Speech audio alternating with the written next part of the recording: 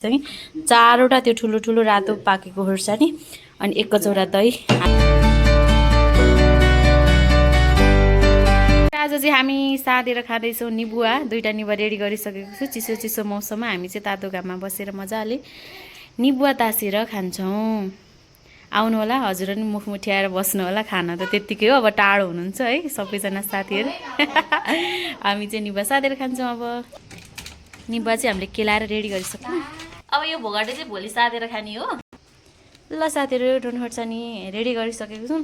अनि हामीले चाहिँ एउटा मात्रै, अब खानलाई 2 जना मात्रै छौँ, त्यही भएर ठुलो छ नि त निबुवा, यत्रो यत्रो ठुल्ठुलो छ नि त यो। त्यो भएको भएर चाहिँ हामीले आज चाहिँ एउटा मात्रै निबुवा अनि त्यसपछि एउटा सुन्तला मजाले सादिसक्यौँ। अनि चिनी र दही यता रेडी गरेको छु। अब चाहिँ म यसलाई साद्छु अनि मजाले खाने हो। अब चाहिँ यसलाई म मजाले मल्छु। दही पनि हालिसकेँ, नुन खोर्सानी पिरो बनाएर यहाँ चट्ट राखिसकेँ। 4वटा त्यो ठुलो ठुलो रातो पाकेको खोर्सानी अनि 1 कचौरा दही हालिसकेको छु। अब यसलाई चाहिँ मजाले